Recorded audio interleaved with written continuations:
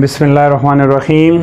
First student, आज हम unit 3 motion and force में लेक्चर नंबर 2 डिस्कस करेंगे। लेक्चर नंबर 2 में आज हम डिस्कस करेंगे linear momentum and Newton second law or prove F is equal to dp/dt and law of conservation of momentum. तो चलो बच्चे स्टार्ट करते हैं कि यहाँ पे मोमेंटम का मतलब होता क्या है। देखिए बच्चे, मोमेंटम का जो मेन मतलब है, मोमेंटम का ताल्लुक मोशन से होता है। अब मिसाल के तौर पर देखिए, मैं यहाँ पे खड़ा हूँ, अब मेरे बॉडी रेस्ट में है तो मेरी बॉडी में मोमेंटम नहीं है। अब अगर मैं मूव करूं, मैं अपनी बॉडी में मोशन प्रोड्यूस करूं, तो मेरी बॉडी में मोमेंटम होगा। तो मोमेंटम का ताल्लुक होता है मोशन से। तो यहाँ पे मोमेंटम की हम फिजिकल डिफिनीशन लिखते हैं कि the quantity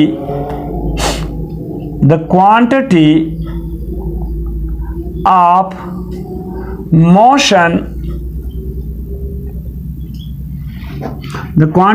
motion contained in a body is called momentum.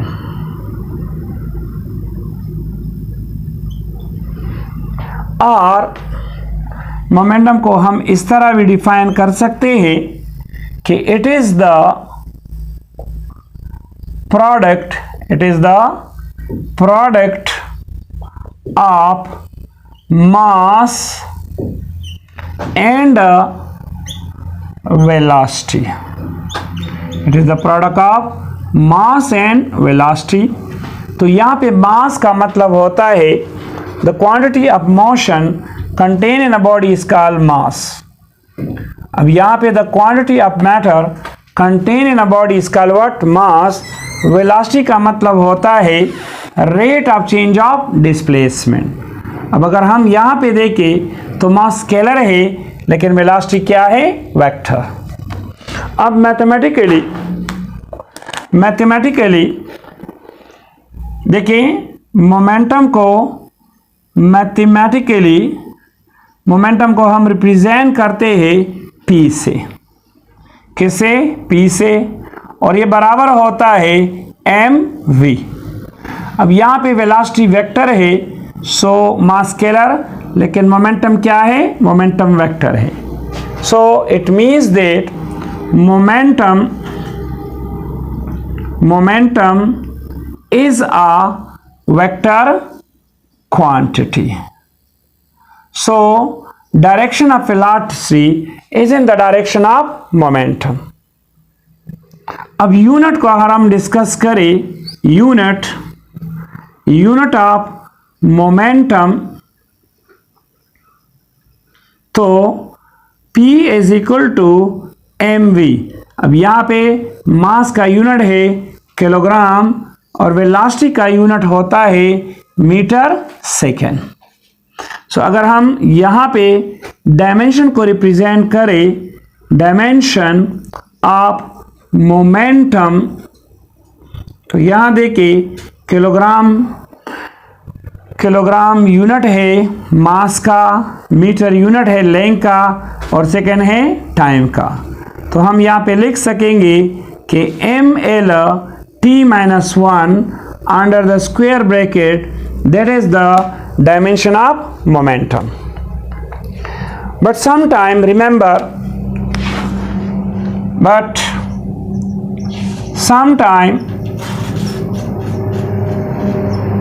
the unit of momentum is also Newton's second. Now written just like this, Newton second. अब यहाँ पे ये बात है कि मोमेंटम का यूनिट न्यूटन सेकेंड क्यों है। तो देखिए बच्चे इसको प्रूव करते हैं। तो वी नो दैट मोमेंटम किसके बराबर है, P is equal to mv। अब यहाँ पे अगर मैं T से डिवाइड करूँ और T से मल्टीप्लाई करूँ तो देखिए P इज इक्वल टू ये m है और हम जानते हैं कि एक्सीलरेशन बराबर होता है v बाई टी। तो यहाँ पे v बाई टी की जगह हम लिख सकते हैं a n टू टी। अब हम जानते हैं कि what is force, F is equal to m a. तो P is equal to m, इसकी जगह हमने F लिखा और ये हमारे पास क्या है T। तो P is equal to F, force का यूनिट न्यूटन और टाइम का क्या है second. So Newton second as the unit of what, momentum. इसके बाद बच्चे देखिए momentum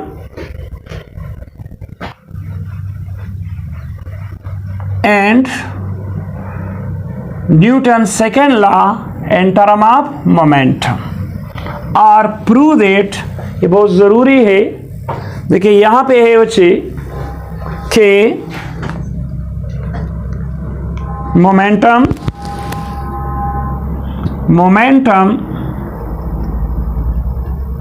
and Newton's second law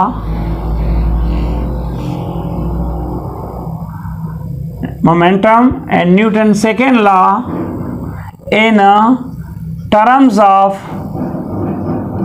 momentum are prove F is equal to dp divide by delta T. तो ये बच्चे बहुत ज़रूरी है एंजाइम के लिए। अब हमने इसको क्या करना है, अब हमने इसको करना है प्रूफ। इसके प्रूफ के लिए देखिए बच्चे from Newton's second law of motion का मैथमेटिकल फॉर्म है। हम न्यूटन सेकेंड लॉ ये है कि अगर हम किसी बॉडी पे फोर्स अप्लाई करें तो बॉडी में प्रोड्यूस होगा acceleration. Acceleration is directly proportional to the force and inversely proportional to the mass. So Newton second law का हमारे पास जो मैथमेटिकल इक्वेशन है वो है F is equal to m a. अब यहाँ पे फोर्स वेक्टर है, acceleration vector. So say that is my equation number 1। We also know that acceleration is equal to the rate of change of velocity. That is my equation number 2. Put equation number 2 in equation number 1. So we can get F is equal to m। यहाँ पे हमने E की जगह put करना है del V divide by delta T। So say that is my equation number 3। अब यहाँ देखिए बच्चे F इज इक्वल टू यहाँ पे है m और डेल V का मतलब होता है final velocity minus initial velocity divide by delta T. अब F इज इक्वल टू या m मल्टीप्लाई हो गया तो m v f minus m v i divide by what, delta T. Say that is my equation number 5। अब हम जानते हैं we know that momentum के लिए हमारे पास जो जनरल फार्मूला है वो है P is equal to m v. अब यहाँ पे इसमें मास कांस्टेंट है तो अगर मैं मोमेंटम को फाइनल करूँ तो या इनिशियल करूँ तो यहाँ में मेरी वेलोसिटी इनिशियल हो जाएगी तो पी आई बराबर होगा एम वी आई। सिमिलरली यहाँ पे हमारे पास जो पी एफ होगा वो बराबर होगा mvf। अब अगर हम ये दो इक्वेशन उठा ले और इक्वेशन नंबर 5 में पुट करें, so put in equation number 5, तो यहाँ पे बच्चे देखिए f इज इक्वल टू, यहाँ पे हमारे पास क्या है mvf, तो mvf बराबर है pf माइनस mvi बराबर है pi, ये भी वेक्टर ये भी वेक्टर, यहाँ पे आएगा डेल्टा t। तो f इज इक्वल टू, यहाँ पे अगर मैं बात करूँ pf माइनस pi, तो that is how much delta p divide by delta t। अब that is my equation number 6, और ये इक्वेशन शो करता है कि rate of change of momentum, rate of change of momentum is called what? Is called force, and that is the relation for momentum in term of what? Newton second law। इसके बाद बच्चे हम discuss करेंगे impulse and relation between impulse and change in momentum। के बाद क्या है बच्चे? impulse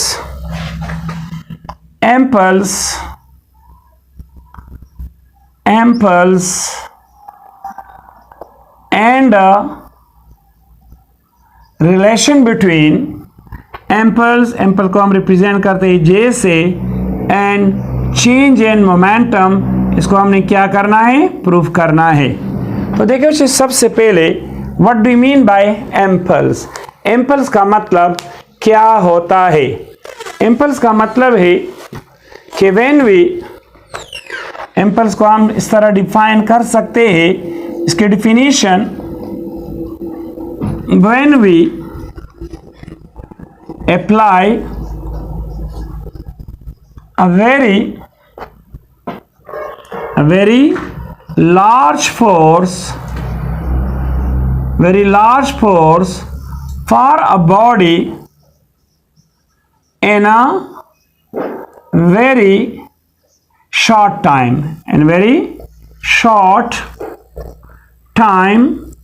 is called impulse। या मैथमेटिकली हम इस तरह भी लिख सकते हैं, और it is the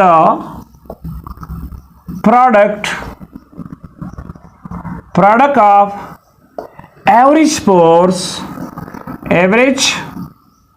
force and a short time।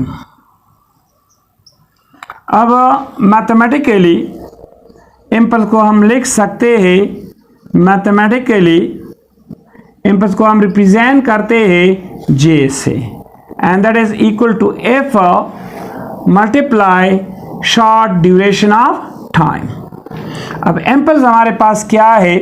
Remember, it is a vector quantity। It is a vector quantity and its unit is a Newton second।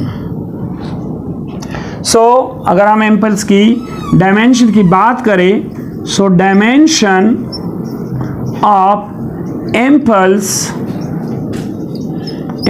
Is a newton is equal to kilogram metre per second square, and that is what? Second cancel, so kilogram metre per second. Now kilogram is the unit of mass, meter is the unit of length, and second is the unit of time. So ml t minus 1, that is the dimension of impulse. Now we find a relation between change in momentum and impulse. So remember, we know that F is equal to dp divided by delta t। It's a vector, so it's defined as rate of change of momentum is called what? Force। But if we take the forces average, so by cross multiplication, del P is equal to F multiply delta T. Now, remember we define is the product of force in short duration of time. So say that is my equation number 1 and say that is my equation number 2. If we compare equation number 1 and 2, so comparing equation number 1 and 2, so we can get J is equal to what? Del P. It's a vector, it's a vector. So from this equation, impulse is also defined as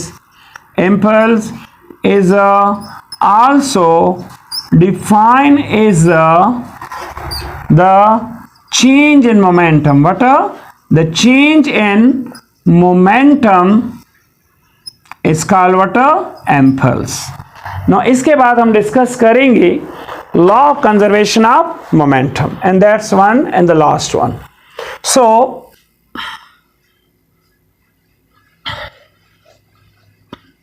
इसके बाद हम discuss करेंगे law of conservation of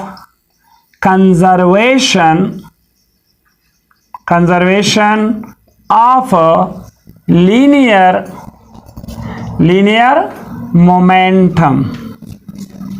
अब इस तरह का बच्चे statement है. स्टेटमेंट मिसाल के तौर पे हमारे पास क्या है? हमारे पास एक बम है. जब वह बच्चे ब्लास्ट होता है तो वहाँ पे भी हमारे पास होता है law of conservation of momentum. इसी तरह एक रॉकेट है, वो ऊपर जा रहा है, वो भी अप्लाई कर रहा है law of conservation of momentum को.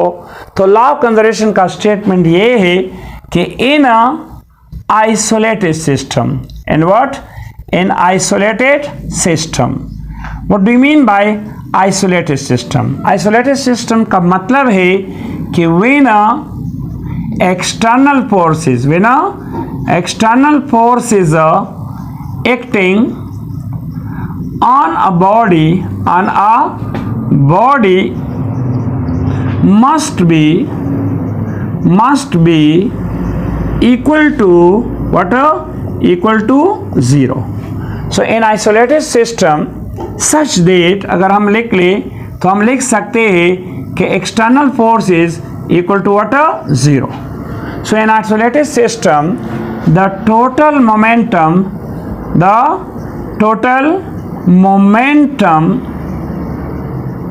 of the system should be conserved. Should be what? Conserved. यहाँ बच्चे इसको हम इस तरह भी डिफाइन कर सकते हैं कि इनिशियल मोमेंटम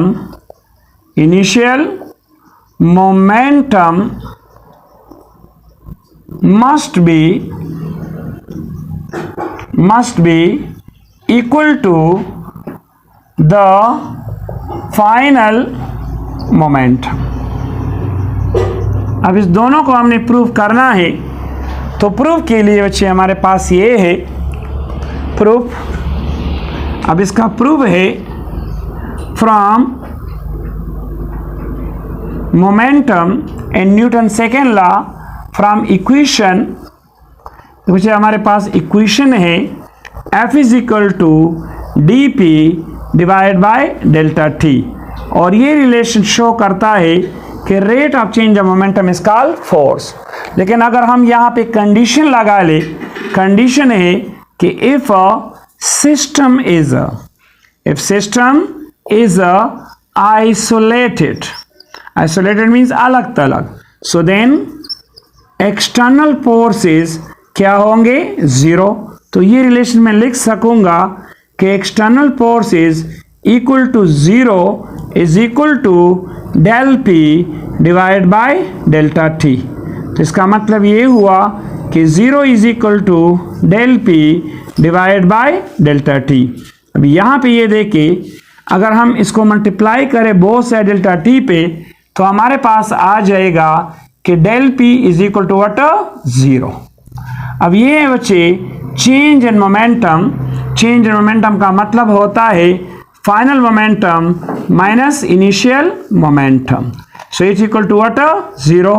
तो final momentum is equal to initial momentum. तो ये हमने प्रूव किया कि final momentum must be equal to the initial momentum, so that is also called law of conservation of momentum. So thank you student. इसके बाद हम discuss करेंगे next topic, और नेक्स्ट टॉपिक का नाम है collision, types of collision, elastic, inelastic collision, in perfectly elastic head-on collision. It's a very important for exam. So thank you student.